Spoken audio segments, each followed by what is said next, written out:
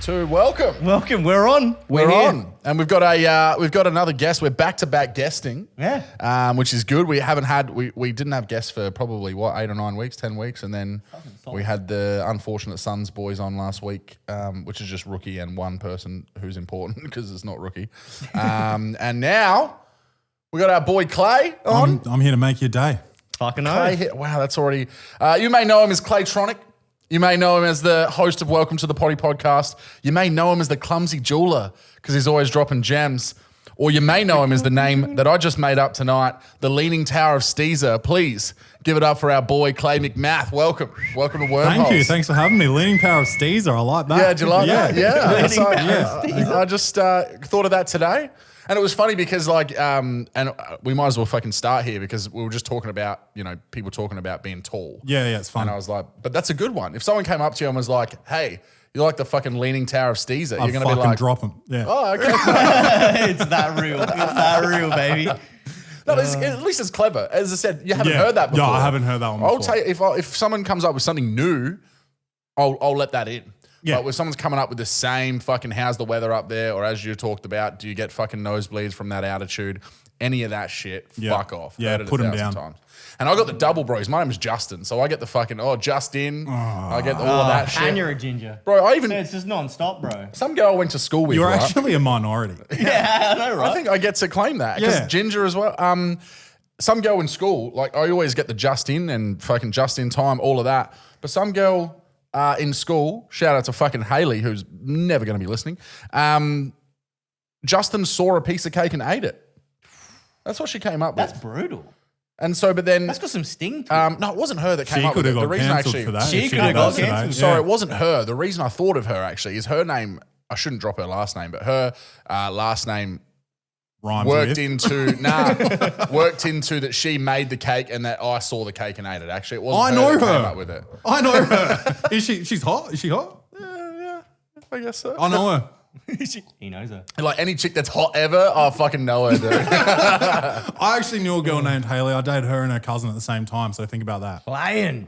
Wow. Yeah, I was killing it. And that's everyone's intro to you, which is fantastic, right? Just I think I was like 11 or 12 at the time, so. Oh, yeah, okay. I didn't probably really even know. And they didn't know that. They didn't know me. I just saw them somewhere and fucking I was dating both of them. Yeah. Well, look, it's good to have you on. Obviously, we jumped on Welcome to the Potty last year and just threw conspiracies at you for a good fucking hour, fucking which was bombs. so. I'm going to try and steer clear of Bush and his involvement with 9/11 tonight. Yeah. Well, I actually, because of that episode, had the same guy hit you up, actually, David Weiss, I think his name is. Yeah. And I ended up having him on maybe a week or two after I had you Yeah, guys I actually on. saw that, eh? Yeah, it was a fucking nightmare. Yeah. Because I don't have enough, I believe in the round world, right? Yeah, but I don't know anything about it. So I had nothing to debunk what he's throwing at me. Yeah. So I just gave him a platform for an hour to just throw out his fucking bullshit. Yeah. He's like, yeah, but the thing is, all of the trajectory of the thing, and you're like, round. You just keep saying circular, spherical. Yeah. We still haven't got back to him. No. That's what it means. We haven't had guests for so long. Yeah, we just haven't. So it's super good to be back on the train, man, honestly. Yeah, back I know. talking to people. Well, yeah, because I love just us two talking shit, but it's great to fucking bounce things off. That's all. Look, man, I don't envy you. I do for your talent in doing it on your own, but I listen to you do it on your own, and I can talk shit pretty well, but you nail doing it a solo show, man. Yeah, I think like there's something to be said about that in terms of mental health. I think there's definitely something wrong with me, but that's all right. But you just go hard in the paint, bro, and that's what I like. I don't know. Yeah, it's definitely something to behold, man. It's enjoyable to listen to, and I think you've got to have a fair bit of zero fucks given attitude, because if you were trying to do a solo show and be constantly worried about the toes you're stepping on, it's not. Fucking If hell. you're spending the whole solo episode just being like, and I just didn't mean anything, like That's not fun. Yeah, no, Yeah. no one's listening to that. I mean, right? I get complaints, but who gives a fuck? That's If you want to spend your time, writing to me, well, I'm fucking killing it. Yeah, that's it. Yeah. And that's one thing that I'm still just holding out for, bro. Like, we still haven't been abused, haters, and I I'm just can't fucking wait. disappointed. I Like, know. And I feel like we've had a fair few controversial fucking discussions on here. I feel like and obviously, like normally, this is the thing. Conspiracies are becoming mainstream enough now because when I first started posting shit on Facebook, like probably 5 or 6 years ago, I was just getting fucking hate poured down my throat, bro. Like everyone was just calling me a fucking lunatic. But like with the things like the Epstein things and that, where like enough people were like, all right, that's kind of fucking fishy. Yeah.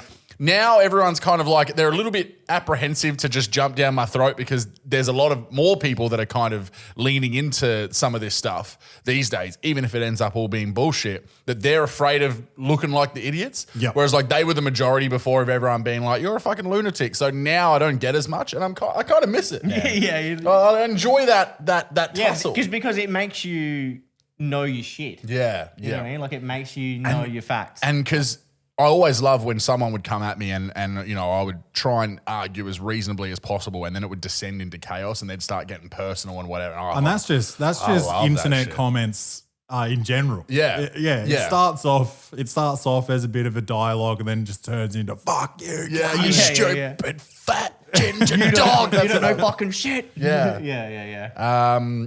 So yeah, internet's a fucking great place. Yeah, it's positive. Yeah. It's got kosher vibes. It's good. If you do have mental health problems, spend as much time on the internet as possible. It'll help you. Yeah. Now it'll nurture you and grow you. Yeah. For about the third or fourth time on the podcast, right now, everyone's going to finally be aware we have plugged the shit out of the fucking coffee that I'm drinking. It's that bung bean. Tell us a bit about it. All we've ever done is go, this cunt's got this fucking killer coffee. It's the best I've ever tasted. Get around it.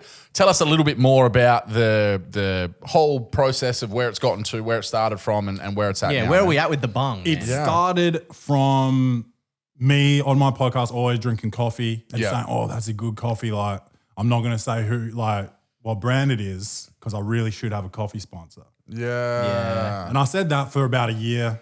No one reached out. And then I reached out to every coffee brand you can think of plus more. One got back to me and said that they didn't want to do a partnership. And I was like, I cannot believe how much time I spent sending emails. I could have started my own coffee brand. And then I started my own coffee brand.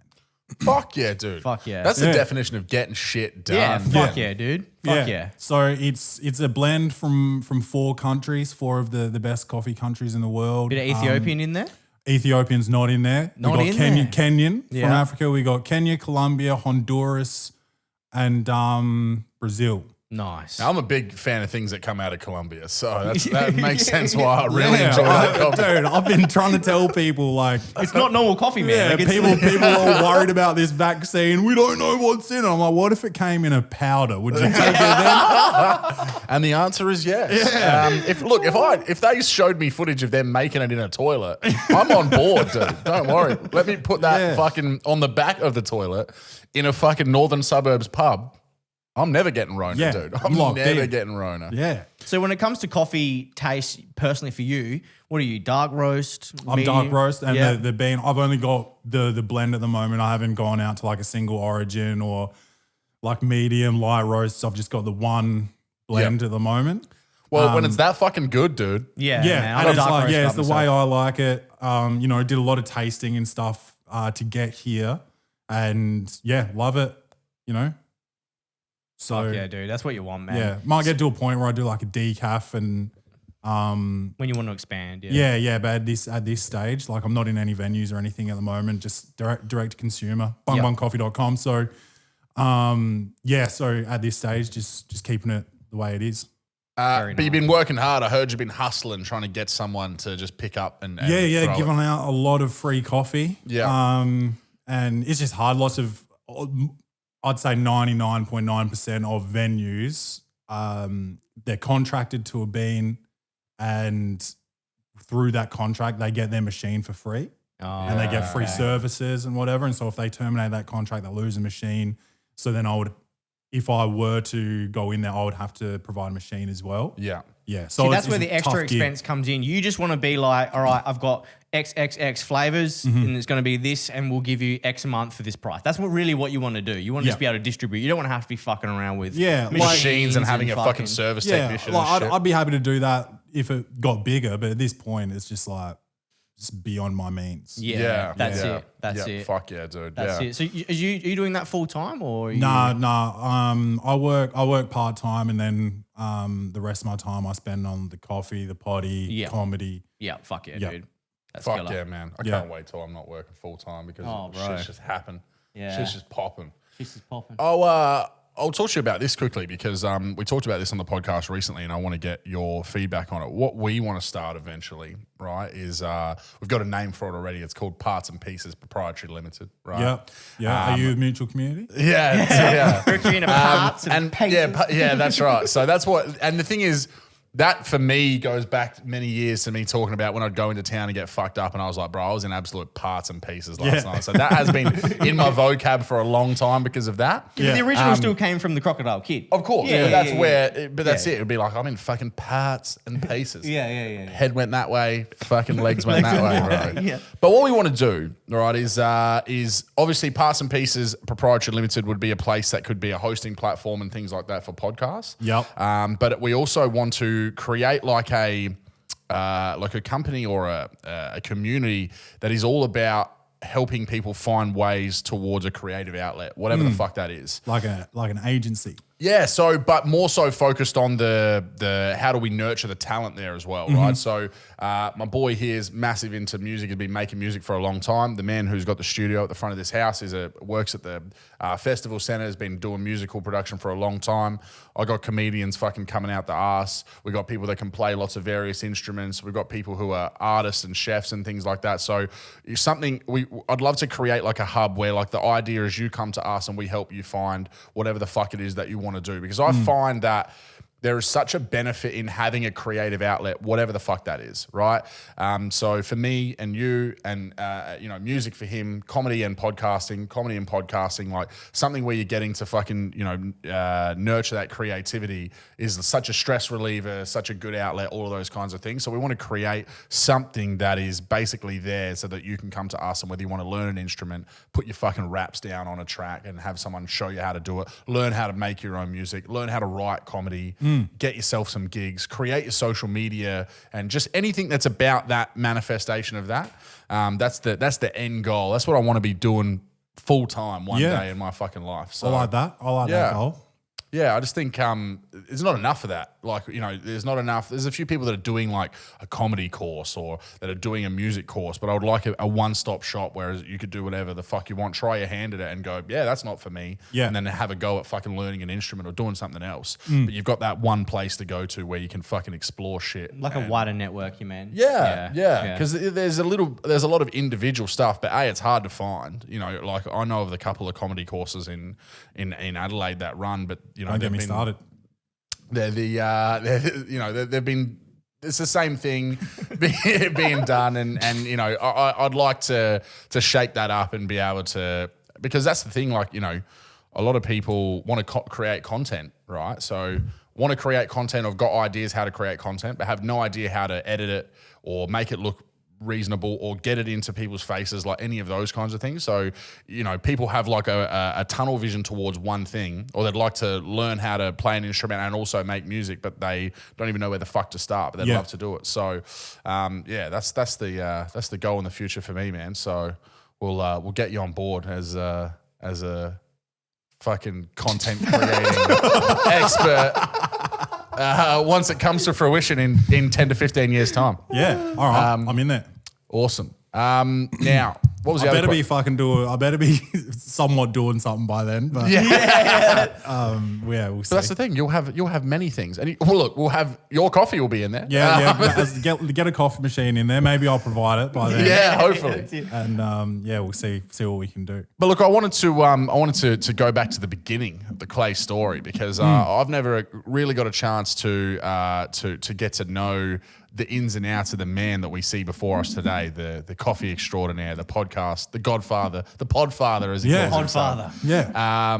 The clumsy jeweler. Fuck, man, that's so good. Jeweler. The milkman, because he always delivers. Now, you used to live in America? Yep. I went to college in America, so I lived there for 5 years of my life. Wow. Yeah. Now, was that a scholarship or something like that? Yep. Basketball? Yep. Yeah, fuck yeah. I've done my research, man. I've done my fucking research. All right. Good old wiki. Now, Yeah, American college. Is it anything like what Yes. we hear? Wow. Is it really? Yeah. And I went to a small private university.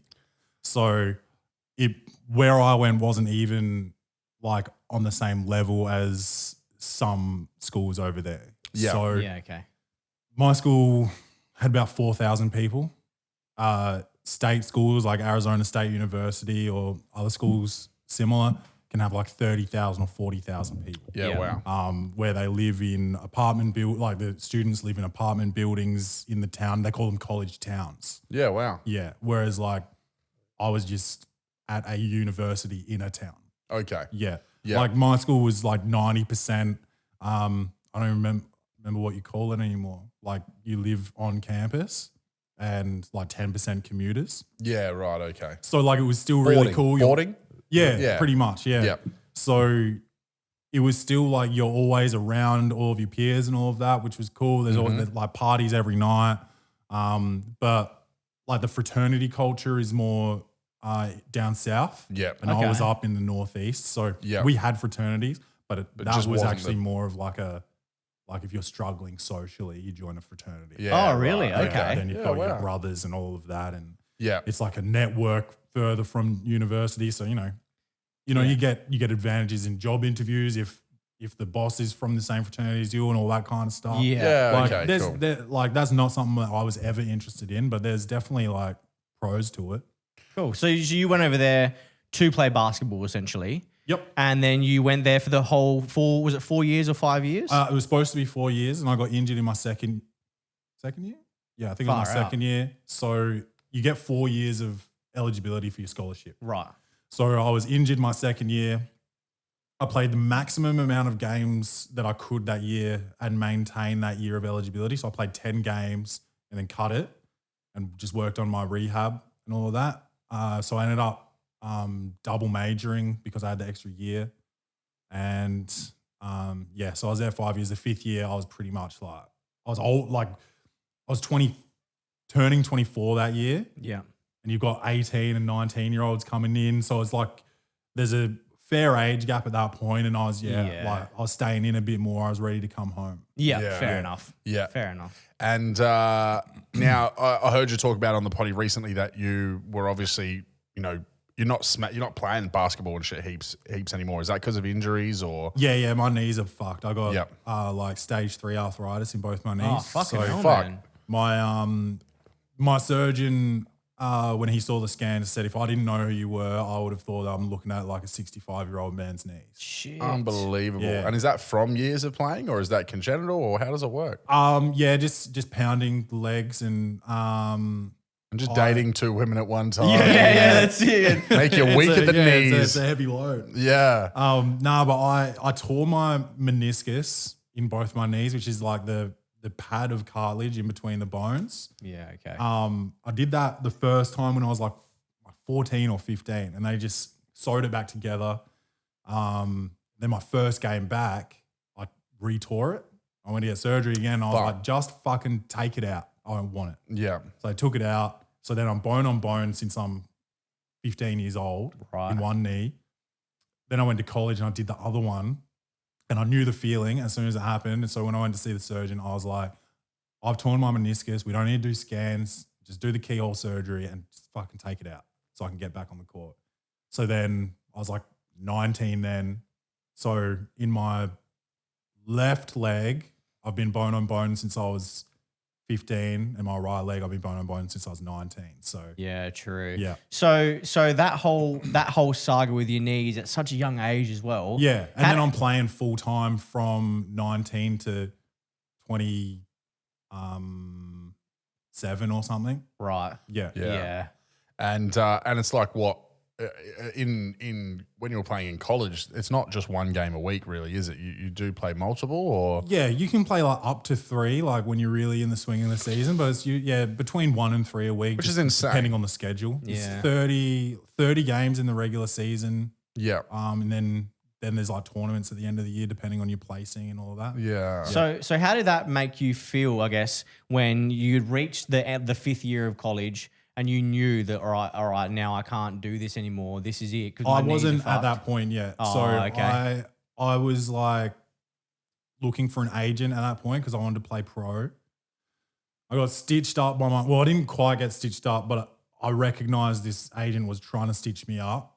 So I had to fire him like weeks in. Fuck. And then I got my other agent, who I'm still very friendly with now, who got me all of my pro gigs. So the first agent was like, yeah, I need to fly out and I need to meet your coach. We need to sit down and have a meeting and blah, blah, blah. I was like, yeah, sounds good. And he's like, all right, so once you've booked my flights, like let me know. And I was like, hold on. I'm jobless in college, no income. You want me to book your fucking flight? Yeah. I was like, you're fucking fired. Yeah. My dad met this other agent in Adelaide because he was still living in Adelaide with my two younger brothers who were playing basketball at the time. And he met this other agent, put me into contact with him, and he sorted me out with my first pro gig. Yeah. True. Pro gig. Tell us about it. What'd you do? Townsville Crocs. So I came back here and I was playing for Woodville. Yep. I grew up playing for Sturt, and just a bit of a misunderstanding when I came home. I wanted to play for them, and that they said that there wasn't really a spot for me on the team because I didn't do the preseason.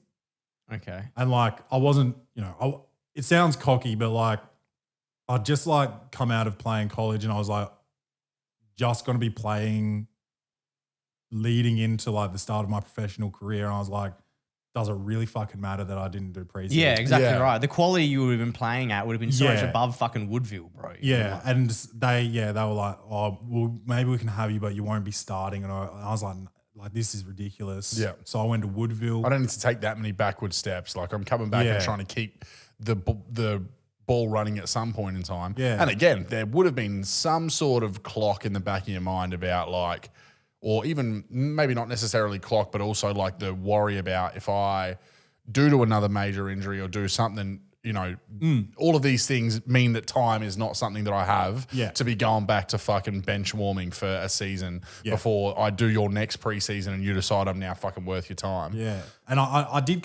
came back home in the middle of the season as well. So like they were, anyway, I went and played for Woodville. One guy, who I'm very, who was very selfless, sort of removed himself from the team to let me step in like halfway through the season, which was something that I would probably never do for anybody. So that was great of him. What did he just go like, dude, you're a fucking gun and I'm a dud, or what, was there any reason? No, he was good. He was getting ready to go to college. He already had a scholarship sorted. So like the season didn't mean too much for him. I needed it for fitness to go to the next level. Yeah. My next gig wasn't confirmed yet. I had like an idea of where I was going. So he sort of, let me step into the team, and I got offered a gig in Townsville. Well, I'm just trying to think whether I should tell. I was supposed to play for Adelaide, which like I would have loved, and shit went sideways while I was in my car driving to sign my contract. Really? Wow. And so I won't go into the details of that, but that really pissed me off. I didn't have anywhere to go, and we played the semi-final for Woodville. Maybe I didn't even play it. I don't remember. It was around semi-final time, and the coach from Townsville calls me and he's like, I want you up here. I was like, thank you so much. Blah, blah, and he's like, tomorrow. Fuck. So I packed my bags and booked a flight and went to Townsville the next day. And he got like a sponsor of the team to open up his house to me. No shit. So I was living with a sponsor for a few weeks before I found my own place. And I was up there. So that was what was it? What was the NBL? NBL, yeah, NBL. Yeah. And so getting paid like a pretty decent. Not decent. Okay. Yeah. But living off of what you want to do for a living, which is the ultimate goal, really. You're like, I was on that meagerang fucking shit, but I was still getting paid to. I was talking to my friends about this around Christmas time, because I'd never like really gone into detail about it before, I guess, like because I was busy up there. I wasn't like calling my friends every day or anything. Like, Yeah. But I was sleeping so I was up there for 9 months. I was sleeping on a foam mattress on the floor, no like bed frame or anything. And I couldn't really afford food. So I was like, I'd buy like those big sacks of rice that you see at the bottom shelf. I'd buy that, and I'd buy like 24 packs of sausages. And that's And you were playing pro basketball, eating rice off the bottom shelf and sausages of 24 pack. Fucking hell, man. So yeah, that's what I was pretty much eating that, and like Wheat Bix for breakfast, and then like lunch and dinner like sausages and rice. For 9 months. What year is this? This is end of 2014 into 2015. Wow, that's not that long ago. Nah. No shit. And is that still like It's a diet that I'm considering at the moment. No. Is that still, I mean, you may not even know, but is that still like what it would be like for, you know, a player playing? The position that I was in is like more of a hometown position. So like if I was doing it in Adelaide, I would have been living with my parents. Or something. Okay. Right. But I wanted to invest in myself. I put all my chips into the table. And so I had to pay rent, and I had to pay a phone bill and electricity in Townsville. So I've got an air conditioning going 24/7. Yeah. Yeah.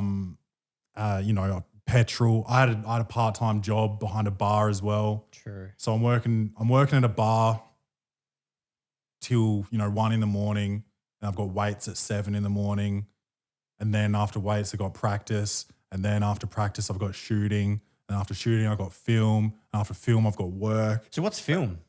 Oh, you just you're watching tapes. yourself, or you're okay. watching your whoever you're playing that week. Right. Yeah. Right. Yeah. So it was That's insane. So what's the end of that story? Like at what point? Because I mean, by the sounds of that, you said about 27.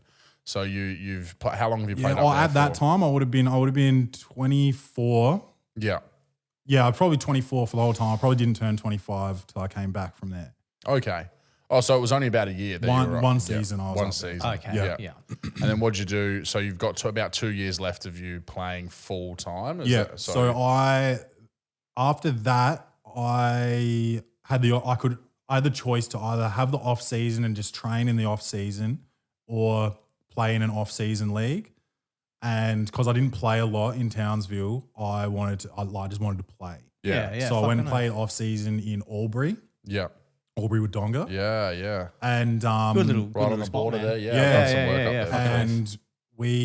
And they'd been bad for a number of years, and we just like turn it around. Fuck yeah, that dude. year. That would have been the sickest feeling. Yeah. Like going there and you know that you're going to a team that's been struggling for so long, and then you've rolled up with a fresh team, and you've dragged it up. Did you win the premiership? We won our conference final. Yeah. So Yeah. there's two conferences, like North and South, or East and West, or something like that. Yeah. We won our conference, and then we went to the grand final and just collapsed. Oh, Yeah. real. That's still a pretty crazy achievement. Though. Yeah, Just to yeah, go to yeah. that Considering point you came if from they the had- bottom. And I went back and played a second season there, because the guy that I started the podcast with was in my team, and we became really close and sort of talked in the off season. I was like, I'll go back if you go back, and he was like, I'll go back if you go back, and I was like, you go back first. Yeah. Like, I'm not going back until you prove to me you're going back. You send me a photo of you at the court, and I'll book my flights, motherfucker. Yeah. So we both went back, and then that season we were nowhere near as good as we were the first season. Yeah, okay. And somehow we still made finals, but we didn't quite get as far as we did the first season. But that was my last time out of Adelaide. I came home. By this stage, I've been away from Adelaide for 10 years. So I came home and I wanted to finish my career at Sturt, and had a big blow up with the coach in the preseason. Yeah, okay. And just quit.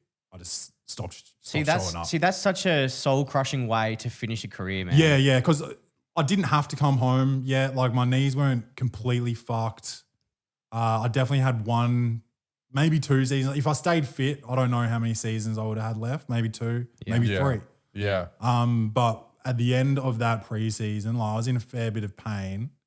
And the coach fucked me, and I just stopped showing up, and that was the end. I was back home. I was playing with guys that I played with when I was 16. It would have been a good way to go out, but Yeah. But like not doing that would have worked out for the better, because I would have just been so mad for 6 months. Yeah, exactly. Yeah, Right. and how many more bitter memories might have they ended up with at the end Yeah, of it, rather yeah. than just that one like shitty Yeah. fuck this, and then And they you're in fucking control failed of that it. season, so Yeah. I'm pretty happy about that.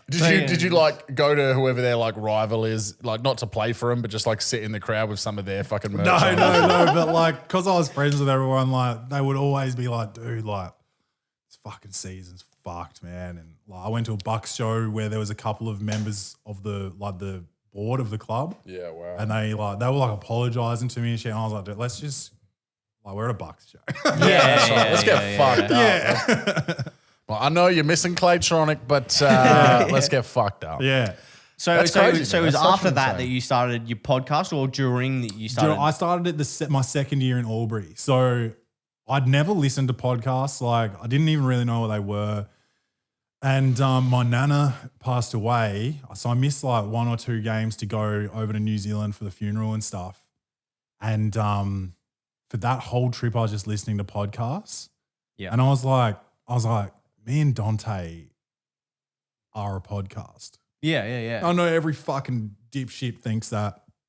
There's, every Yeah, look at us, bro. Yeah. every fucking dude in his asshole's got a podcast, but like,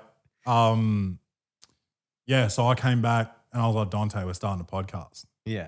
And I just bought a little USB mic. No, we first started just talking into the computer. Oh, really? So you can hear like the first episode, if you go back to that, you'll hear just like, but like that's how we started. Then we bought like one bullshit USB mic that we shared that we're both like hovering over, and like it just eventually turned into like, we both left Albury after that season, so we did a couple episodes over Skype, and then it just turned into just me. Yeah, okay. Yeah. So he just lost passion for it, or It just all became too hard. Yeah, okay. Yeah. Fair enough. Yeah. So where's he? Does he not live? He's not from Adelaide. He's not Australian, so he was in Oh, England. right. Okay. Yeah, wow. Where's he from, sorry? He's from DC. Okay, true. Yeah. True. Have you had him on in the last little while, like on a I haven't had video him show? on. Nah, probably not for a couple of years. Yeah, wow. Ooh, maybe there it's you go. about time I've just you get him penciled one in on. your because I want to hear this shit now. Yeah, I man. fucking want to hear this. That's cool, man. It's cool that you've. I mean, that's a crazy fucking story when you think about how much shit. Now, before you went to college, always from Adelaide. You Born were in Adelaide, Born in Ashford Adelaide. Hospital, 1990. There you go. Yeah. Classic. Oh, so you're already 30? Yep. Yeah, I'm turning 30 in 2 weeks, my man. So I'm Oh. right up there. Right up I'm there. turning 31 in 3 weeks. Fuck yeah. Wait, so you're May as well? Yeah. Crow supporter, May, tall Yep. as fuck, comedian? Yep. When are we getting married? Yeah, when are we fucking getting married? I'll I'm take going to be this. Winston's Take this shit. I'll take this shit off right now. Yeah, that's crazy, man. That's crazy. Now, you mentioned that you have, or I heard on the potty that you've obviously been fucking shooting some hoops again recently. Is that just something now where you have to like have a quick shot and then not do it again for fucking ages because you'll literally just not be able to walk? Or Yeah, like I did it last Sunday, like the Sunday before Anzac Day, and I was feeling it until probably Thursday. yeah, that's insane. But Okay. like Wow. I'm in constant pain, like 24/7. Yeah, wow. But like my surgeon, he said like I'm ready for like a bilateral knee replacement, but I'm 30. Yeah. So he's like, if you can put up with the pain, you need to until you like literally cannot go on. So have you tried CBD oil before? Not a lot. Like I had like a little, like as big as like a eyedropper. Yep. So I had that. I didn't really notice a difference. I know like when I smoke and like get high, I definitely feel better. Yeah. Yeah. I Okay. sleep like my sleep is so fucked. yeah. So your knees are even hurting when you're laying down. Probably more so. Fuck. Yeah. Because like I put a pillow in between my legs, but if I don't have a pillow there, it's just like you can just feel the pressure of them against each other. That's insane, dude. Yeah. That's fucking crazy. Yeah.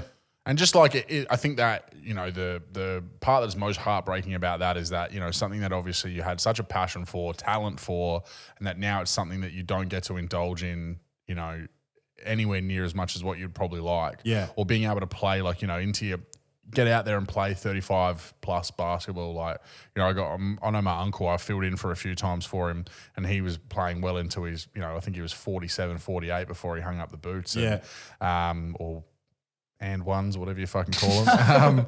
Hang up the and ones. And, you know, I'm sure that's something that you would love to be able to do if you could, just to know that you'd be able to get out there and play a fucking social game down at fucking Mars or whatever, you know, and that even just going out on a Sunday and just fucking dunking a few is taking it out of you, bro. That must be fucking shit. Yeah, but I mean, I've had a passion for comedy since I was probably 10 years old. Yeah. And I never would have ever had the time to do it if I kept playing. Yeah. So like now, like, led you down a different path. yeah, and I'm not doing it for a hobby. I want to be a comedian. Yeah. So I'm not going out on a Tuesday night to socialize. I'm going out to get better, and I want to be able to be a comedian. So like, I'm, you know, probably not in the right city for it, but I'm willing to go on the road and, you know, pay the money to get seen elsewhere. But that's the thing with the internet these days, man, is like you could literally just get cameras like these and go up on stage one night and film it and just get some good audio. And if you can market it right, it doesn't matter where you're from. You can make it happen with and like why we live in the digital. I've got the means to do that. But I'm also only 2 years in. I don't want to put myself out there too early when I'm like still green. You want to do like a special, like who the fuck's this guy? Like he's got this high quality shit out there, but he sucks. So I'm willing to put the time in. I don't want to rush it and put it out there too early. Well, the reason to travel is because you can rack up so much more fucking stage time in other states. There's contacts. That's it. The network as well. I love networking. I fucking love people so much. You were just talking on the latest episode, and the funny thing that you were talking about as well, it's so fucking true, is that, you know, the false niceties that you have to fucking give to people just because you don't want other people who. See, this is the thing. You talked about this, but one thing that you didn't mention is that you have to be nice to people who don't deserve you being nice, because the person who you want to fucking help you out might hear you being a cunt to that person who fucking deserves it. So then you have to be nice to fucking everyone. And that's the thing. 90% of people don't fucking deserve it. Everything has politics. Basketball would have the same politics. Bro. Dude, like because I played soccer for like 15 plus years, man, it was woeful, bro. It's from a young age, Woeful. you know? Yeah. Because who's coaching young kids? Parents. Yeah. So what? They're fucking bullshit kids not going to get court time? Of course he is. Yeah. You know, like it starts from a young age, so you get used to it. And then I noticed it when I came home from college, even though like college, I didn't have the time of my life over there. I had my own problems with the coach and stuff. You know, maybe the theme is probably me, but I was gonna say you've had a problem with every coach. No, but this, so when I started getting paid and it became a business, I definitely realized a shift in like I don't know, what I was playing for, and like change your perspective. I guess. Bad games hurt more because you're playing for another contract, financial implications. You're playing for your bonus at the end of the season, and it got a bit yuck. But you know, that's such is life. Well, that's the one thing, and why I fucking talk about this every week, but why I love podcasting so much, because the elements of control are within us. Like the only way that we can have politics if me and you create it. Which again, we're just too fucking stupid. So there's no outside influences. There's no one telling us, or, you know, everyone has the ability to fucking put it on a platform or whatever. You're not hoping that YouTube picks it up. You're not hoping that, you know, because it's so easily available to you. So there's so much less of that shit because again, you know, in this, for me, in my time in my life, having a family and I still work full time, I don't have fucking time. I was saying to you last night, you know, for me to finish work at 5 o'clock, sit in the city for 3 hours to get up and do unpaid 5 minutes is fun. And yet last night went really well and I got off stage and I felt killer, but that goes down pretty quickly. And then all of a sudden I'm on an hour and a half substitute bus ride home because the trains are closed to Gawler at the moment. Yeah. To get home at fucking 11:30 to wake up and go to work again the next day. And the bus takes an hour and a half? Yeah, dude, about that. It's a thick bus. Because it's got to, like, they stop running expresses and so it's like a stop all stations and it's just hard, man. Yeah. So you know, compared to like this, where I drive 15 minutes to my mate's house, me and him get to fucking talk shit before we start. Yeah, we get to. I pack up when I'm done. I drive home. It's an easy transaction, and that's the thing. Like, you know, it's been good for me because I've kind of shifted my focus after coming into last Fringe. I was really starting to be like, I'm gonna go hard on this comedy thing. Whereas now starting the podcast for me, I'm like fucking hobby zone now. Like, you know, so, but I've been doing it for 9 years. Yeah. I started in 2012, so I'm in a completely different fucking space than what you're in at the moment. But I think for you, you know, you've already done so much. I've never lived anywhere else. I've never done any of that shit. So for you that's got such a background in it and experience, you could easily fucking go and set up shop, take all your fucking podcast shit with you, so you're podcasting wherever the fuck you are, and be smashing every open mic and start networking in a place like Melbourne or Sydney where it's a lot easier. Yeah. And fucking Bob's your uncle, dude. That sounds like the way to go. Yeah. And just depends on whether you want to up and leave here at the end of the day, doesn't it? Like, well, I just think like you said before with the internet, there's so much opportunity to, like, I don't feel like you need to do that anymore. Not at all, bro. I had a friend, and I won't mention his name because I don't want to, you know, it's his business, but he went to London to do music. And he's on a plane right now on his way back. Yeah. And he's gone for maybe 2 years. And I was talking to him a little while ago, and I was like, what was the experience like? Did you get what you wanted from going over there? And he's like, I don't regret it at all. Like the life experience was fantastic, but I didn't get what I wanted out of music coming here. Yeah. And I had Ian Edwards on my podcast, who's an American comedian.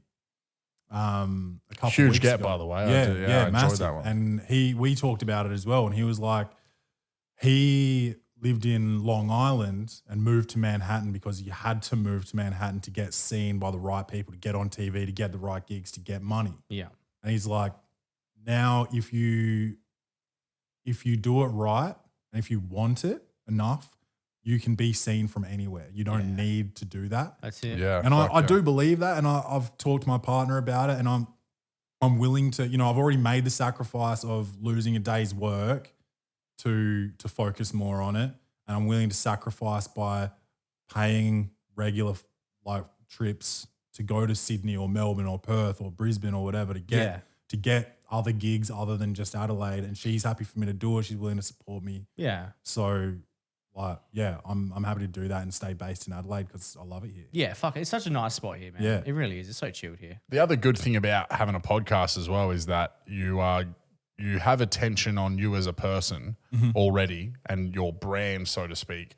And when people are emotionally invested in that character almost that they're seeing on the podcast, they want to then buy a ticket to come and see your show. And I think that's such a cool thing, is that you're building an audience in something other than, and they're getting glimpses, you know, when they're listening to you riff and whatever, they get an idea of what they're going to probably get when they're coming to see your show. So, you know, when you are starting to do bigger and whatever things, you're able to fucking plug the shit out of that stuff, and you've already got this sample audience that are ready to buy a ticket and they want to support you. Because that's the whole thing as well. Like, you know, when you're doing comedy and when you're just one of the other comedians, you don't, unless you really stand out, people that are in the crowd aren't getting invested in you as a person. They might go, when they go home, they're like, oh, there was this hilarious guy last night. They have no idea what the fuck you said because they've forgotten about it, and they have no idea what your fucking name was. And so the chance of them then seeing that name in a Fringe guide or whatever and going, oh yeah, that's that guy, is so fucking slim. Yeah. Whereas, I guess I'm pretty lucky that I look like this, like for the Fringe guide. But like, I don't give a fuck whether they remember what I say, as long as they remember that I was funny, that they felt good from watching me. Yeah. I probably prefer that they don't remember what I said, so then if they come again, they'll laugh again. It's fresh. Yeah. It took at least 5 or 6 of his shows for me to remember his full set. Yeah. You know what I mean? Like, it takes more than that for me to fucking remember my own shit. Yeah. No, that's cool, man. And so is that something where, you know, you want to stay based in Adelaide though, but you're just willing to travel and to get the stage time and whatever. Yeah. I came back to Adelaide because I missed it. Like, I was gone for 10 years. And this is just like, this is what I know. And my friends and family are here. Like, you know, a lot of people don't leave Adelaide. Yeah. People that have never left, like, say that they've been trapped by it or whatever, but like it's not a trap. It's I love it. It's like top 2 cities in the world for me. Oh, fucking yes, dude. Yeah. Well, like I've only been to America and Melbourne. I think that's it. That's literally it. And both of them suck dick. So like I've seen enough, right? I've seen Melbourne, which is like the hybrid, like a bigger city of the world kind of thing. Then I've been to the real chaos. And once you've seen a city, they're all the fucking same. Yeah, that's right. Honestly. Like, oh yeah, another skyscraper. Suck my dick. Like, it's just, and we're at that size where like homelessness isn't a massive issue, and like I don't know, they call it the murder capital, but I think it's more like the obscure murder capital. There's not like murders going on every night here and stuff. No way. Yeah, it's just we've had safe, weird shit. It's, you know, it's big, but it's small. Yeah. You can see the ocean. You can see the hill. Are you fucking kidding me? Yeah, exactly. We talked to that American last night, that dude out the front of the thing, and he's like, bro, I feel like my PTSD of living in America is like starting to wash away now that I've lived here for a year. Yeah. That's what he literally said to us last night. He's like, you know, right. He's like, I just got in an altercation over at the pub I was, and he's like, but I'm not worried about people pulling out guns and shit because it's just a little thing that happened, and I'm not stressed. Whereas like at home, anything that starts off as like a little bit of a war of words could end up in fucking bullets flying or something. It's just insane to think of, man. Yeah. And it's only becoming. We've never really had to worry about that, man. Nah, not cheeky really. Machete here or there, like I've seen a couple of those. Cheeky flamethrower here and there. I did get shot at once. Have I told this on the podcast? No, I don't think you have. No. We were at this party that was so shit, and I wish that we just stayed there because what ended up happening was pretty fucking crazy. But there was a party happening in Brahma Lodge, and everyone who was there was messaging us like, come down, this shit's crazy, which was already an indication we fucking shouldn't have gone. And so we pulled up and we parked around the corner. One of our mates, Mrs. drove us, and we get onto the street where the party is, and like there's 200 people out on the street, and we're like, wow, this shit's fucking crazy. Project X. And then we're like, hold on a second, what all right, that dude's got a baseball bat, that dude's got a meat cleaver. All right, yeah, maybe head back to the car. This looks like shit's not about to fucking kick off in the way we want it to. Fuck. So we turn around, start walking back towards the car, and like we get maybe just around the first corner because we parked a couple of streets away from where it was. And then we hear shit fucking kick off. You know, you hear that echo of girl screaming and whatever else when shit. So obviously a fight's broken out. And then before we even get like another fucking few steps, you just hear cars starting up, burnouts fucking happening. And we're like, fuck, man, shit really kicked off. And so then as we get around to the street that we're on, we hear a fucking car like coming tearing towards where we are. And this statesman has like fucking kicked out sideways on this corner where we're standing with a dude like sitting on the window sill of his car, turned around facing us with a gun, just being like, I'll kill all you fucking whatever he called us, and just started firing shots in our direction. What? And just like sprayed the fence near us. And so it was like me, 2 blokes and the mate's missus. And one of the funniest things when we tell this story, because this is fucking 100% true, is that me and the 2 boys were like fucking huddled like next to each other, like, I fucking love you, man. Like freaking out. I'm maybe 16 or 17, I reckon, as well. I'm young, dude. Oh shit. And it was the missus who was like, get in the fucking car, you dickheads. Like, what are you doing fucking down here crying? That's not going to fucking help you. Let's get out of here.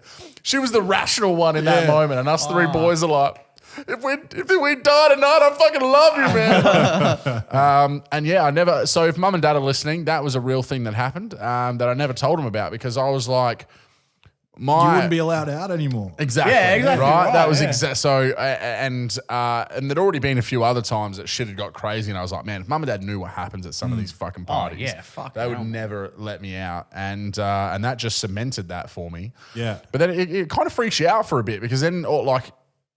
So many parties, just like you don't have house parties anymore because of what happened at house parties when we were younger and probably even younger than that. And now that it's your house and you understand, like, Yeah, you're like, I'm not having 50 cunts all over here. I remember I went to one time where these group of fucking rowdy blokes went out into the shed, found a whole heap of paint cans, and just started walking through the house, pouring the paint cans out on the floor, carpet, like just everything. And we're just like, ha ha ha, and left the party. nah, dude, I was a fighter when I was younger, so that would have been a problem. Yeah. I had a guy, I don't remember what age, birth. I might have been going away party even, but a friend of mine spat on the floor inside my mum's house. Oh, bro. And I just fucking lost. I kicked everyone out, and I was ready to fucking just smash this cunt. My friend. Yeah, I but you just don't be couldn't, like- spitting on your mum's floor, Yeah, bro. No, yeah, that's just wild. that's such a dog act, man. But like now everyone knows MMA, so I'm just like, Yeah. Oh, you just called me the N-word? Okay.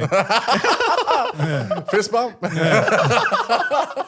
Fucking No, I've got fucking anger problems, man. So when it happens, I've just got to go home. I'm like, if I, Because it's not worth the trouble, bro. It Yeah, really isn't. yeah. And who knows that you're going to end up in some fucking court case and all of that. yeah, kind of Yeah, shit. that's it, oh yeah. Everyone's an MMA fighter, so I'm just like, I'll Well, let it's not this even, shit get to me, and I'll start shit, and then I'll get my fucking ass kicked. and it's not. It's the fucking everyone's doing jujitsu as well, Yeah. so they look like the scrawniest dude, but they'll literally snap your neck in Yeah. half. That's the shit that scares me. Yeah. Man. Triangle choking me out when I'm on top of them about to punch him, and I end Yeah, up asleep, dude. Yeah, I'm not Could I into look it. any more bitch than that, right? Yeah, It's not going to help my comedy worse. career. No, it probably will help your comedy career. yeah, actually, that'd be a good story to tell. So should we fling a few questions? Yeah, Aiden, let's to get the finish it up? questions. We're in. We're 51 mins deep, bro. We're We're 51 fucking minutes deep. All right. What's the first? Well, the first one we always ask is what is, and it's a difficult one, but we fucking love it. What is your favorite song of all time? That is a difficult one. And we always say that you can give us 2 or 3 if you Yeah, can't if you make can't a get decision. the one because we top. want if you can't get the one, but give us a few of your absolute fucking all times. But if you can pick one ultimate one, that's what we love. Shit. I think maybe it would have to be Big L. Okay. Big Yeah. L. Yeah. Lifestyles of the Poor and Dangerous, maybe. Yeah. Not quite the Good Charlotte song, but No, we got Crows, we got Good Charlotte. I don't think we're going to. I'm not saying I like it. I just okay. remember that song "Lifestyles of the Rich and the Famous" by Good Charlotte. You ever heard that one? That's what it just made me think of that. Yeah, right. Not a massive Good Charlotte. Okay. They probably look like the fucking epitome of. Well, one, you but- said you had an emo fringe, so Yeah, but they're not even. I don't even know what they were, bro. I don't They're know. not- I don't know anything. Were they about it. emo? Were they just fucking toys? I think they were just toys. Yeah, I think they they were were just toys. fucking toys, bro. Yeah. All right. So that's the. Lock it in, Big Have you L. got I any reckon that's it. any runners up? When I Be on the Mic by Rakim. Yeah. Right. You like okay. your old school hip hop? I do like Yeah. my old school hip yeah. hop. Sugar Hill Gang. Yeah, I mean, I respect Sugar Hill Gang. That's Yeah. not That's not like OG, bro. yeah, Like, that's not something that I'm like bumping in my car or anything like that. But yeah, Do you like your Biggie then? Biggie, Park, Favorite Biggie song? Hit me. ooh, Machine Gun Funk. Classic. Yeah. Classic. That is a great song. That's a Biggie or Puck? Who's your favorite out of those two? Mine be Park. Yeah. Okay. Yeah. Okay. Wow. Yeah. Yeah, right. What about you? What about you? I don't think we've ever asked this. Yeah, I don't think we have. I'm a Biggie man. Yeah, me too.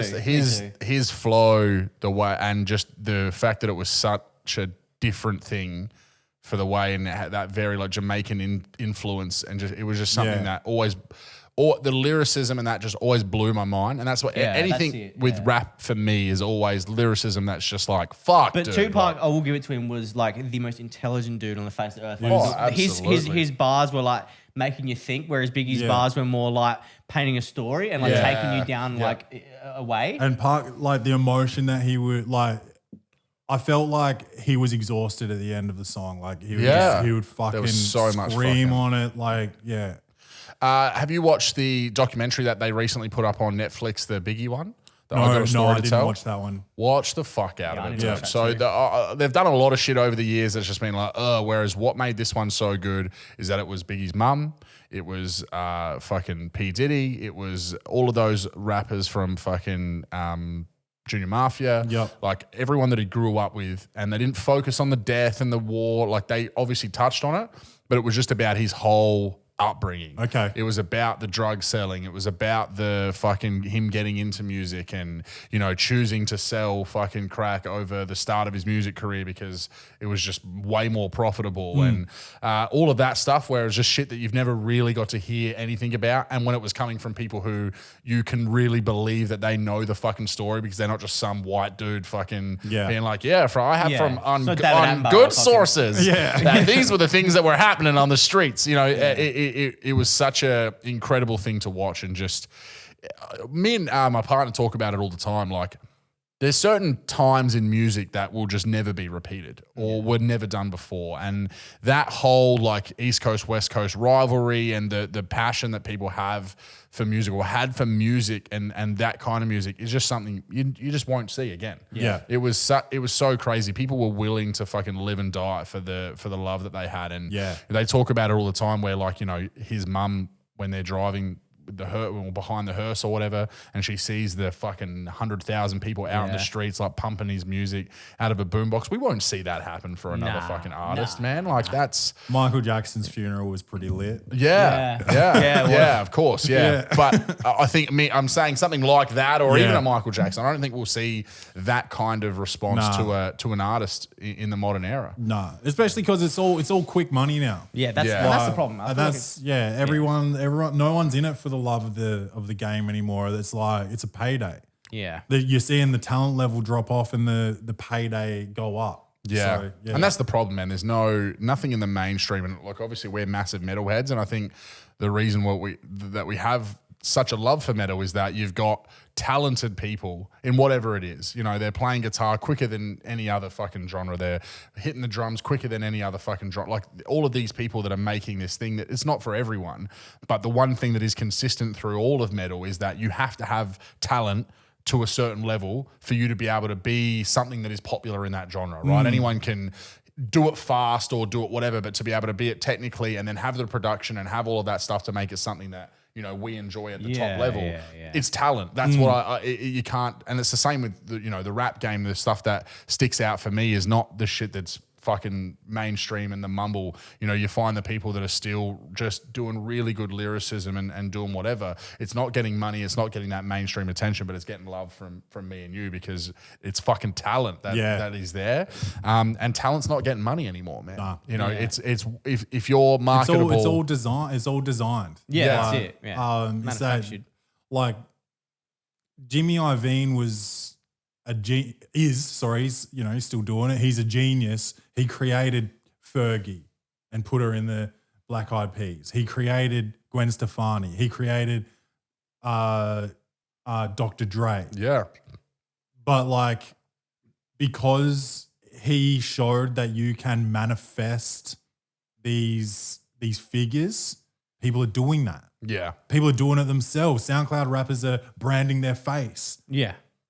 because that's selling right now. Yep. And so people are addicted to someone with red braids and face tattoos and diamonds in their teeth, not what they're actually listening to. Yeah. And they even I was watching an interview where they were like, you have to be fucking drinking lean. Yeah. In your video. Yeah. You're making a video. If you're not sipping lean, they're not fucking watching it. Yeah. And it's like it's It's so much an about the evolution image. because it used to, back to Biggie and Park, it's like you have to have guns and spinners in your videos. Yeah. Yeah. And now it's just like, and then it went to like, weed when Yeah. Dr. Dre did the Chronic. Yeah. Yeah. And now it's gone to lean and pills. Yeah, there was always Zach that thing, but the difference is that back in that time there was still talent. That's what was the ones that were making money were also the ones that were doing those things, but they also were the most talented. Whereas that's not one of the things that they're looking for now. Yeah. It's literally the most marketable that also ticks all of those generic boxes, Exactly. which is just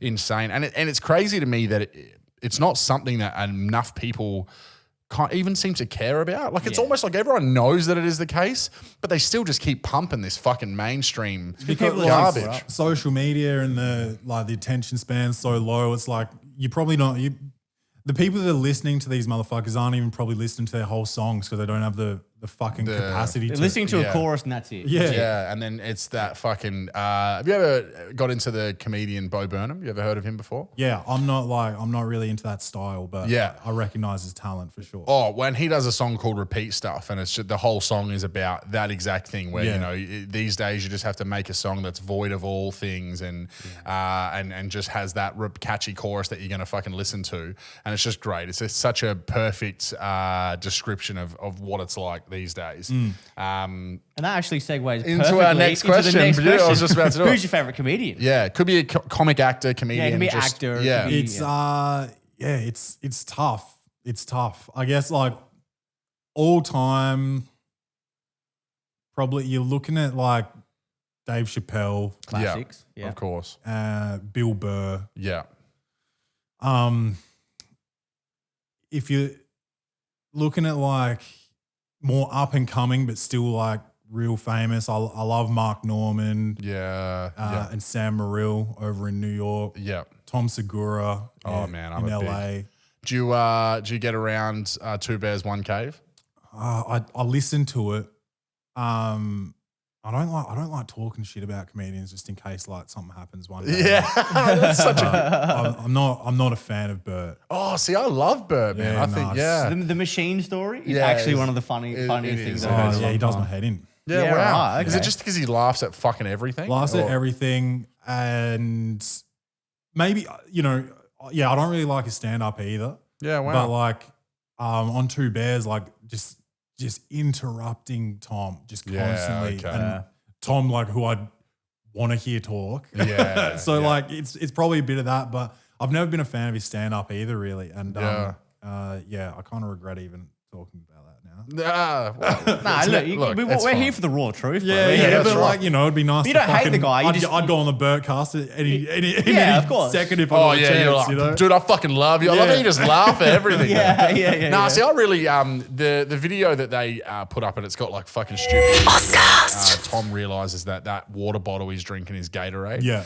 Is fucking Kool-Aid. Kool-Aid, yeah. Bro, if I'm in a bad mood, like, and I love it. See, Big Al, you know Big Al. Yeah. So I used to work with him. He got me into comedy, and he's got the fucking Bert laugh. Like Yeah. he's got that kind of like will laugh stupidly at anything. I love those kind of people, man. Like it's impossible for you to not be cheered up by hearing them fucking laugh at something. Yeah. So I get a bit of that vibe from Bert when I listen to him. But I do agree sometimes I'm like, that's not that funny, dude. That was not even really anything, and now you're crying. Like you're actually crying. So, but yeah, I do enjoy. I think his weird sort of like dark humor is right up my fucking alley. Yeah, I love it, and he matches my sort of stage energy as well. Very low energy, and yeah.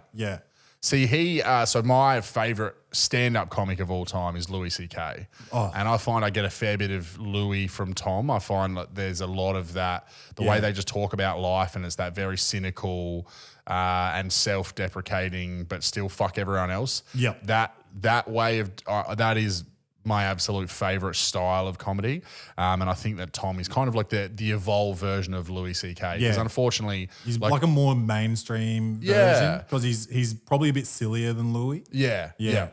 And Louis, like again now, unfortunately, like Louis, my two favorite of his, which are Shameless and Chewed Up, which are 05 and 08, that shit doesn't get made in 2021, man. No. You know, No, just it like sucks. with all things, you know, it's the same with Delirious. Man. Delirious, like watching just fucking F word, yeah. just homophobic slur after homophobic slur doesn't doesn't make it to release on in 2021. Yeah. And is there an actor, someone like not a comedian, just a comic actor Actor. Yeah. Jonah Hill sort of moved on from it, I guess. Yeah. Vince Vaughn, I think. Yeah, well, Yeah, he's the good, man. same in everything, but he's so fucking good at it. He does it well. The fast talking thing. Yeah. Yeah. If he's, I don't know, like I don't I don't really deep dive enough to know whether he's ad-libbing a lot of that stuff or not. But it feels if like he is, it's a master. genius. Yeah. Yeah. Same with Will Ferrell, who is ad-libbing a lot Yeah, of Will what he Ferrell's so good. We talk. He gets brought up on this Yeah, he podcast. does. a Him and fucking Seth lot, Rogen dude. get brought up a lot. Yeah, Yeah. Seth Rogen's great. I love Amy Poehler. Oh, yeah. Yeah, okay. I think Parks and she's- Rec and stuff. Yeah, I think she's great. Yeah, she's in Parks and Rec is one of my fucking fat Chris Pratt dude is just like what a man he is in that show. He's the best. Yeah. He's like a modern Jack Black in that. Yeah, Yeah. he really is. Yeah. Jack Black's another one who I fucking yeah. School of Rock I watch probably 3 times a year, I think. Yeah, dude. We talked about that We talked last about week. School of Rock Yeah. last week. I love that there are like themes. Like you talked about some music that's never been brought up tonight, so Yeah. that's good. Like I love that. Like some questions will have completely fucking far-reaching answers. Yeah. But sometimes we're just going to talk about Will Ferrell and That's fucking it. School of Rock. Yeah. Dude. That's it. I didn't get to say this last week. You know what? One of my favorite Will Ferrell cameos, and I feel like this might have been something that kind of almost launched his career, is Austin Powers 2. Do you know the Will Ferrell cameo where he's the assassin that tries to? Yeah, Mufasa. Yeah, I think that's it. And when he falls like that. falls down the cliff, and he's like, Yeah. "I think my leg is broken." Yeah. He's like, "I'll try and stand up on the other one." Oh, and then like later on, he's like, "It's getting gangrenous now." Oh, just such a good, stupid as fuck cameo. That's like, Yeah. how could you not want that in more movies and a long form? I think Old School is the other one that really. Oh, yeah, that's a yeah. fucking Yeah, great we're movie, going dude. streaking like really fucking blew him up. Yeah. Yeah. That was a good scene. Yeah. Frank the Tank, man. Frank the fucking Tank. Yeah. All right. What's the next question? Next question is, I think, if you could have a superpower, what is it? What would it be? Dude, invisibility. Yep. I've never been diagnosed, but I know that I've got social anxiety to the nth degree. Yeah. Right. Yep. And it doesn't help being this size and having every fucking random cunt come up to me and tell me I'm tall. Yeah. Wow. So invisibility for me would be Yeah. a dream. It's crazy sorry. Sorry, that's really weird because one of the guests we had last week said the same thing, but he said it for a completely different reason. You're saying invisibility because you want to not be involved in things, and he said so that he could be involved in things and hear things and stand in the room. And stuff. A lot of people say that. Yeah. That's Whereas hell you're- interesting. Yeah. Imagine someone's about to, like, what I'm imagining is someone's like, "Hey man, do you get no?" And you're just like gone, and they're Yeah. like, "What Yeah. the fuck?" Yeah. And then what they don't know is that you're standing there, like, just like fucking breathing on them, dude. That'd be They just so feel the good. air. Like, Yeah. That'd be so They good. just feel the air and they smell the bung bung bean. Like, And then all of a sudden you just hear bang bang. Oh, Yeah. dude. No, people ask about that, like, why do you do stand-up comedy then? I'm like, well, that's not socializing. That's Yeah. a one-way conversation, and then I disappear while you watch the next person. I'm in the back of the room, and Yeah. it's just not even close to reality. It's not. Yeah. And I think that that's a very good example of what we don't understand about mental health. And obviously, you probably know we love talking about it a lot on this podcast, but for a lot of people would look at you objectively, right, and not think that that's something that you struggle with at all, right? When you look at has traveled, lived away from family, away from what is known as a safe place or somewhere where they would obviously feel more comfortable for a large portion of their life. Yeah. Played a sport that is, fucking social as fuck. You're constantly on this court surrounded by people. There's crowds. It's just it's a somewhere where, again, you're not going to necessarily think that's someone who's anxious. Then you're doing podcasting, which, again, not so much for you in doing your solo one, but you come out and do this and you're doing guests or whatever, which is obviously social, and then you're doing stand-up comedy. So to look at that objectively and to, I guess... So that's a man that needs validation. but you I need to be clapped at all times. yeah, Just to don't feel fucking comfortable. speak to me. But that's the thing, man. Like, a lot of people wouldn't look at that as the rap sheet or the stat sheet of someone who would be feeling like they would like to be able to disappear at any moment. And I guess that's probably, as I said, something that we don't understand really the depth of it. That there is no one size fits all for who struggles with it, because there'll be someone who couldn't possibly move away from home or live away from home, or couldn't possibly do stand-up comedy, or couldn't possibly start a podcast. but in a social setting, they fucking thrive. Yeah. So it's like these kind of things that we would naturally attribute to someone who's not struggling. There's no fucking norm. There's no one size fits all. And yeah, I think that's a fucking perfect example of it, man. So have you found though that doing some of these things has helped in a way? Like, have you found that you've been able to build a confidence in yourself through doing stand-up and through doing a podcast and whatever that allows you to feel more comfortable? I don't know, because it's the podcast is, I don't think the podcast really can, because it is just me in a room. Yeah. It's almost more isolating. Yeah, in a way, even though hundreds of people listen, it's still just me. Yeah. And it's less intimidating than stand-up comedy, obviously, because people aren't looking at me. I don't have to hit punchlines or marks. I just go in and I talk just utter rubbish. So that hasn't helped. I think there's, like we were talking about the politics of comedy, like you have to talk to certain people to get gigs. So, I'm probably not making friends at a rapid pace in comedy. I've got a few people that I talk to, but like it's an affliction that people that don't suffer from it will never understand. Yeah. And my partner's one of them. We had a bit of disagreement on the weekend because of my behavior, because I was feeling a certain type of way in a social setting. And she just can't understand it. So I'm actually breaking it down on the podcast this weekend. So if anyone wants to listen to Welcome to the Potty. But like it is debilitating at times. Yeah. And because I know what's seen as normal, I try to be that from the start. But after about 10 minutes, it's drained me and I'm stuck. I don't know what to do anymore. Yeah. And I'm in my head, I'm thinking, you've got to be normal. You've got to figure this out. And while I'm having this internal dialogue, I'm not responding to what you're saying. Yeah. Yeah. And people are like, what the fuck's wrong with this cunt? Yeah. And it just gets, so instead of actually getting better, I get worse because every time I'm in a social setting, I'm putting more pressure on myself to be normal. And every second longer that you haven't figured it out for is then another second that your brain's going, you haven't figured it out yet. It's only getting worse. It's only getting worse. And then that just compounds. Yeah. So then 5 minutes into that time, you're in fucking complete shutdown mode. Yeah. And to try and bring yourself back from that is a near impossible task. Yeah. And people that don't get it don't help. Like, I'm not trying to put my partner on blast. I love her. She loves me. Of course. She, with many occasions, she's said, "You've got like, what are you doing? Like, do you hate my friends? You got to do better." Blah blah blah. And then that only makes the next time you go into one of those settings, already fucking anxious. It's pressure. I'm already putting pressure on myself. Yeah.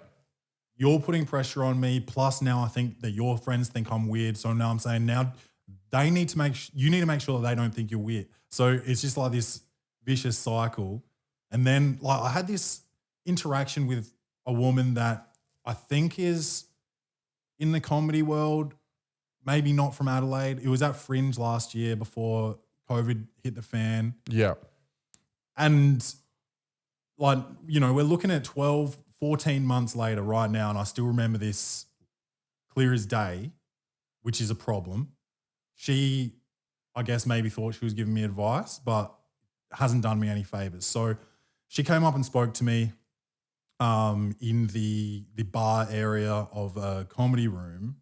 I think I was getting ready to do a gig or something. So I'm already sort of in my own zone trying to go over my shit in my head. And she comes over to me and talks, and I'm sort of coy or whatever, and I'm talking back a little bit. And I kind of just like stopped. I hit that point where I didn't know how to carry on. Yep. And she says, so she obviously had some sort of background because she recognized it. And she says, I don't care how much social anxiety you've got. You need to talk to people. You never know who you're speaking to. Yeah, okay. She really put you on the spot. Yeah, and so 14 months later, I'm sitting in this chair remembering this. Yeah. So that's still a pressure on me from over a year ago. Yeah. You know, so that's not a helpful thing to do, regardless of. And you know, I haven't seen this lady since. I still don't know who she is. Yeah. And it's like Stuck it with affects you. me. Yeah. And that's where the just what you were saying about the partner stuff. And look, I understand this on a great level in reverse, because I've been someone who has been on the other side of it. I've been the partner, and I've not dealt with it as well in previous relationships, and I've grown a vast understanding of it through my failures or whatever in those times, and now feel like I manage it pretty well, to the point that with a partner who struggles in all the same ways that you've just explained, and now I approach it completely differently. And that's the thing, is that the last thing that she needs or that you need in those settings is any additional pressure. You have to, as the person that's not suffering, that is trying to help them, you've got to try and remove as many of those fucking blocks or weights or whatever you want to call them as possible, and allow that person to go into that situation feeling as free as they possibly can, because that's the only chance that you've got of them being able to thrive in that. And, you know, I've watched her have so many wins in the time that we've been together, because that's the thing, is that if you can go into a setting with not a lot of pressure and then things go well, you can start to, and we talk about this all the time, to build that thing up to carry into that next setting, right? Because then when it goes well, you're like, well, you know, because I wasn't so fucking already stressed before I went into it, I just kind of had a fucking casual time, and I didn't overthink everything, and I enjoyed myself. And then you're like, I can do that again. You start to be able to believe in that ability, and then that can snowball into something greater. But it's so fucking hard if every time I was going to her, or like you said, I'm being like, can you be fucking normal tonight? That is the worst starting point that she can possibly have. But because before we've even opened the car door or got off the fucking Uber where we're going, that's already just imprinted in her brain that I'm expecting her to do something. And the idea of like making someone else feel like you're not a certain way, I don't care whether you suffer with anything. That's an impossible task, because you have no fucking idea what their version of you they're looking for to make them feel better about how they feel about you. Is that not the most fucking retarded premise that anyone like? That's, I get the frustration, like, because if you love someone and you're comfortable with them and you let your guard down and you can be silly and funny and charming, you know, 90% of the time, and then you're not, all of a sudden they're like, who the fuck is this guy? Yeah, exactly right. But it's like, the reason I'm with you is because I feel free enough to be that way. And the reason I'm not with these people is because I don't. Yeah, because you haven't developed that kind of like closeness with them. Yeah, you know? and it's like, and at home it's also just you and me. It's not 40 people. Yeah. And like, maybe no one in here gives a fuck about me, but it feels like it's all eyes on me, especially being this fucking big. Yeah. Like, Yeah. And I used to, like, as I said, in retrospect, I used to be quite, but like I used to have this weird thing where, again, every time I'd go out to town, I thought I was going to get my head kicked in. And so like there would only be certain times that I knew I felt comfortable, because I had certain big mates with me that I felt like I could go out and I would be okay. Yeah. Or the same thing, I just felt like people were always, and I didn't even realize that was like a level of anxiety that I had as an 18-year-old until we started talking about it on the podcast and shit. And like I said, this whole thing or why we always focus on this is because, just like we've said about, you know, you would look at you objectively and probably not think that that's something that you're struggling with. Or like I've just said, not even realize that it was something I was suffering with at a certain point in my life. I thought it was just teen growing, you know what I mean? Just growing thing. You've never been out before, so that's why it's a little bit weird. No, I was actually fucking struggling with anxiety. I thought everyone was going to fucking want to kick my head in. Like, that's a weird thing to have. Yeah. And I just had no idea. Never talked about it, never tried to address it, never said a word to anyone, just fucking internalized the fuck out of it until, again, I went out enough and nothing ever happened. Yeah. Or I was the person being a drunk dickhead and probably deserved to get my fucking head kicked in, that I was like, well, you can't really be worried about it when you're putting yourself in these situations, fuckhead. Yeah. And it slowly, you know, dissipated over time, and I built that confidence. But a lot of people don't even have an awareness that they're struggling with it. Yeah. And so if you think about that, you're hyper aware of it, and you've explained it really well. So then you think about someone who isn't aware that that's what they're struggling with, and then they've got that partner or family member or whatever putting pressure on them. Then they just think that they're a weirdo, you know? And this is what we don't talk about so much, and we have probably never talked about this. You're talking about it as a 30-year-old adult and with your partner. But that exact thing that you've just described happens to 5-year-old, 7-year-old, 12-year-old, when we go to this fucking birthday party, don't be a fucking weirdo tonight. I have heard that from friends, parents, and whatever so much. Yep. It's in movies. It's in fucking whatever. Like that is such a normal thing for people to be having pressure put on them because they need to be a certain way because you're worried about people's opinions of your fucking daughter or son or whatever, or your partner. So you're already throwing all of that on them and then expecting them to just be able to rock up and perform the way and dance the fucking dance that you want them to when you go to this thing. That is what starts. That's where it starts as a kid. And then that manifests into something that you're now dealing with at 30 years old. You know, it's fucking insane to think of that. So I hope that as a society, and the more that we have these conversations, that we can kind of fucking stop that a bit in its tracks and take those weight plates and that pressure off and just be like, look, go and just try and have a good time. Who gives a fuck what people are thinking? Who gives a fuck whether they're thinking you're this or thinking you're that? I know what you are. I know how amazing you are. And if you try your best to just enjoy yourself, I'm sure that everyone's going to feel the same. That's not going to work all the time. But if that's the advice you're being given before you're going into every social situation, you got a hell of a more chance of fucking enjoying yourself than being like, don't be a fucking weird cunt tonight for once in your life. Just be patient and say like, hey, if you need to like come over to me at any time, just do it.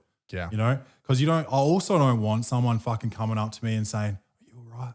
Yeah. I don't want that either. Yeah. Like if you can see it, if you can recognize it, come over, make a joke or something, like bring me out of it. Yeah. Distract me. Yeah. You know, like let's just come over and talk to me. I'm like, you know, as a partner, someone that is familiar, not all you random cunts that want to come and call me tall. And call me tall.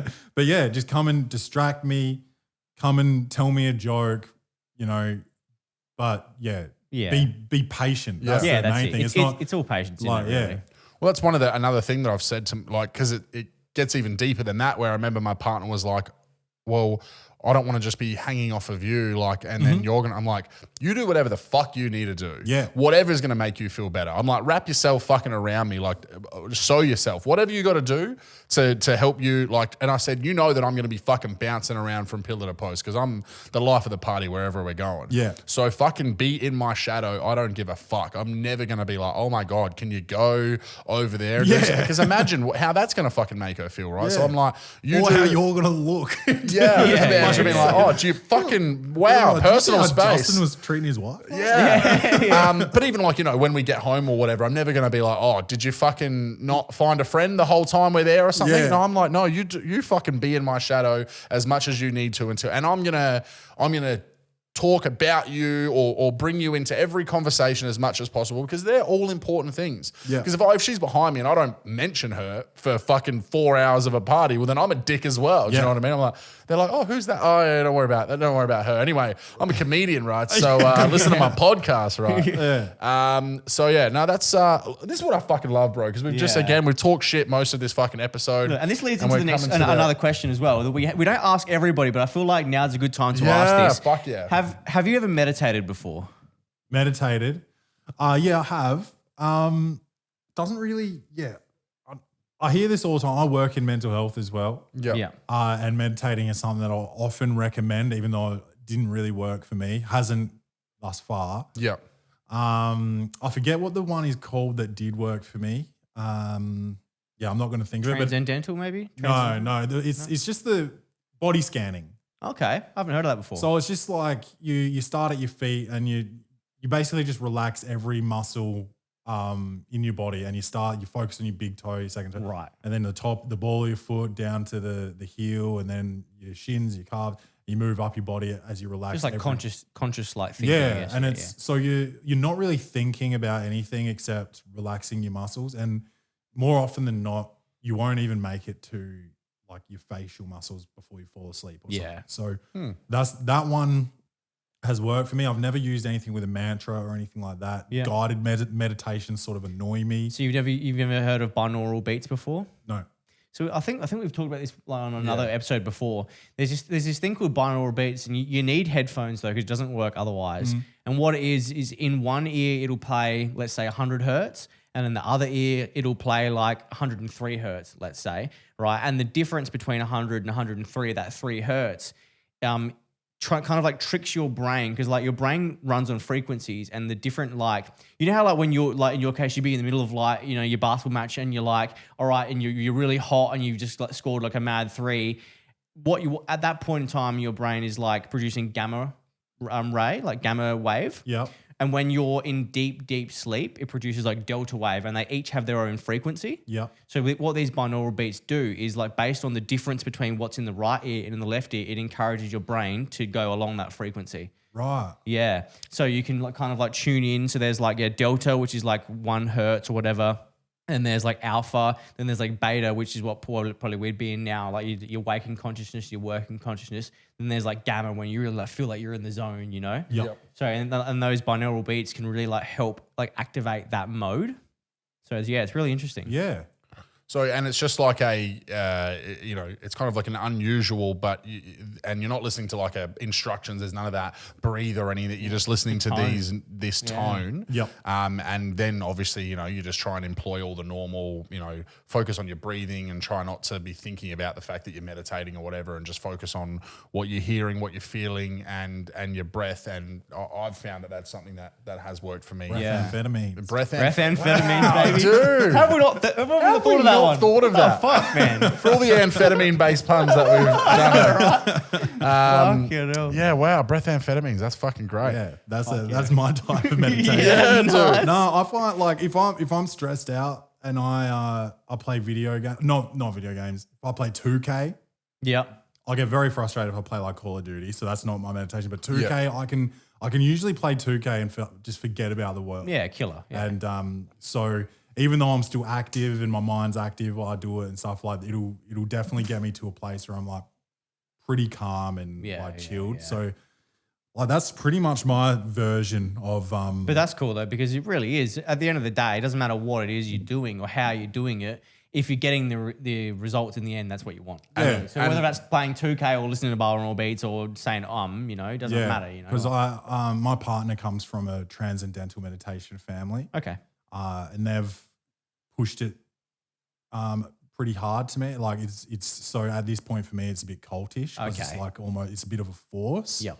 And yeah, like I know how much it costs to like get your mantra and all of that. And you just like it's a little, it's got a little bit like pretension to it, I guess. It doesn't really seem as wholesome as meditation's supposed to be. Yeah. Yeah.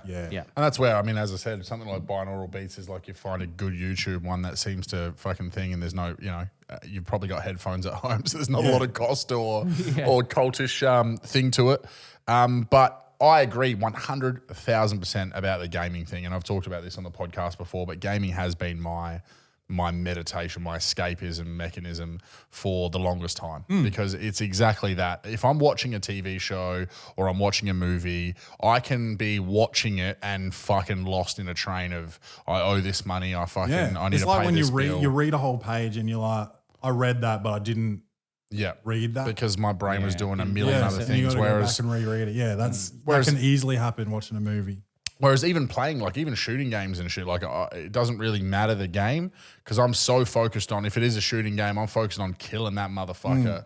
Or I also get so fucking, I'm like, bullshit. Like Yeah, the that shooting does happen. games, like, That does happen. When you unload a whole clip into him and he comes and gets you with 2 bullets, you're just like, Right, and you're playing on some American server, so that fucking 300 millisecond lag means that he gathered you 4 minutes ago. Wow. Yeah, it's definitely not the best one for it, but in terms of that, it doesn't matter for me, because even if I am angry at that motherfucker, that's a passing thing, right? Yeah. And then the next time when I kill him 3 times, the fucking rise from that is like gamma as fuck. Yeah. But I'm not thinking about whatever's going on, because I have to give everything to that, to whatever that activity is or whatever that game is. I'm not thinking about work tomorrow until it's like I'm like, I gotta go to bed now. But in that 2 hour, whatever it is, block that I'm playing for, I'm not fucking stressed about anything. Yeah, right? just getting hit with that gamma hammer. Just baby. getting hit with that gamma hammer, Fuck, baby. dude. You're like Bro, a I fucking- consider myself like pretty man? good at the fucking puns and shit, you but ain't got you shit have on him, man. you have just laid down the gauntlet. I have to step my game up, bro. I'm gonna be in a dungeon writing fucking puns. I'm gonna be in the pungeon. Yes! Fuck yeah! One back for me. All right. Let's give him the final question, and we'll do it. wrap Then this we'll up wrap at the it hour 30. Hit me. The final question, my man, is would you rather fight a horse size? I always have to fucking you have to tune in to visualize answer it. it correctly. I do. Yeah, I have to imagine, would you rather fight a horse-sized duck or 100 duck-sized horses? And explain why you would choose the one you choose. I got to go for the 100 duck-sized horses. Yes, thank you, because we haven't had any on my side for a while. Me too, man. But what's the reason? The reason is I don't know how you're going to take down a duck the size of a horse. All it needs to do is flap its wings. The gust's probably going to put me down. No one's brought up the gust before, bro. It's going to have Get out of a. here with the gust. No one's brought up the Beak's gonna gust. be hard as a motherfucker. Yeah. It's got the fucking intelligence of a brick, bro. I think That binaural beak, bro, is going to binaural beak. I think they've got little teeth inside that beak too, which would end up being big. I'm not into it. Yeah. Throw a bit of birds bread- are throw a bit of scary bread as on the fuck. They're floor, though. direct descendants of dinosaurs, apparently. What else are we talking? Oh, you just got to kick these tiny little fucking horses, bro. Would I feel guilty? Yes, but I would survive to feel the guilt. Yeah, that's right. Yeah. Imagine you could just break all of their little tiny horse legs so easily. Yeah, and dude. render so many of them horse legs immobile. break all the time at the Yeah. size they already are. Yeah. There's 100 of them, though. Yeah, I'll Yeah, smack I'm the just shit out of them, flicking bro. them. They can't even finish a race most times with the Melbourne Cup. Yeah, that's right. There's 100 of them. Yeah, and I'm just flicking them away. If I had 100 flies coming at me, I'm just fucking I'll throw knocking them a all piece out. of bread on the floor and double footed drop kick that motherfucking duck to the death, bro. I don't, Honestly. I don't reckon it's happening. I reckon that duck's fucking your shit up. Yeah, that I'm duck. so glad The that gust, someone else. dude. The gust is you're immediately at a disadvantage. That Duck thing- you used gust. yeah, exactly. Whirlwinds.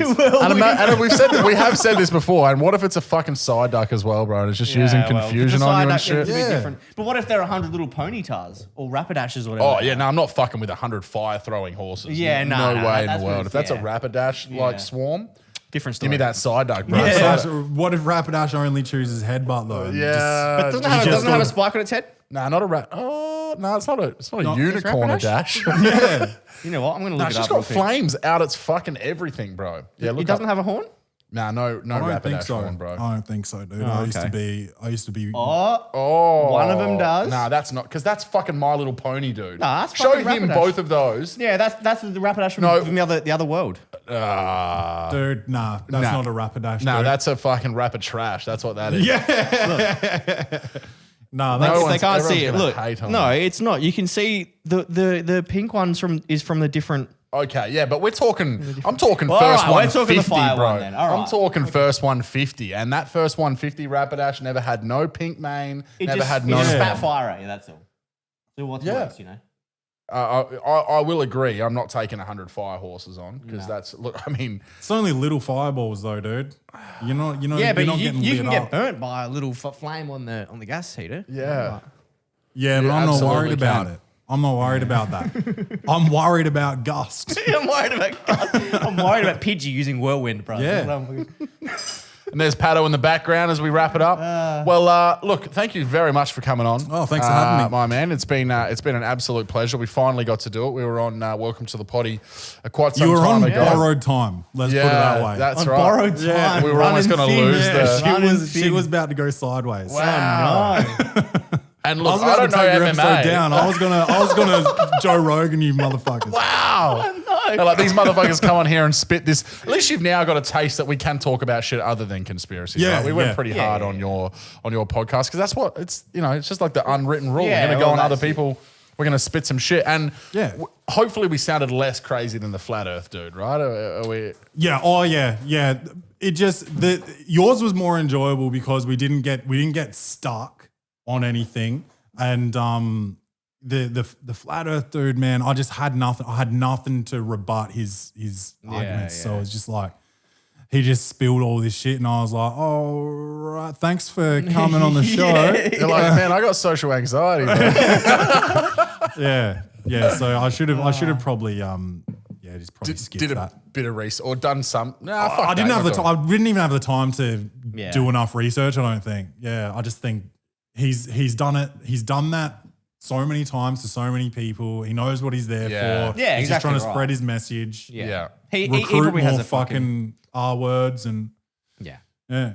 Well, he had a He has a list, bruv. It was like a producer or someone. That was the person who emailed us. It wasn't even him directly. He actually had someone working. Yeah. Someone emailed me as well. Want to talk about a cult? That's a fucking cult. Yeah. Well, you know what to do. Obviously, check out Welcome to the Potty podcast. Obviously, share this around. This is video episode number 3. Yeah. We've got a live stream that's going to be coming up the week after this comes out. So this will be out on the Friday, and then the following Wednesday, we're going to have a big live stream. We're going to drop all of our new merch, which we've got about 7 or 8 new designs, hoodies, tank tops, fucking so much shit. We got lots of shit, we're gonna have we'll drop Bung Bung on the website. We'll post the web page and everything as well, man. So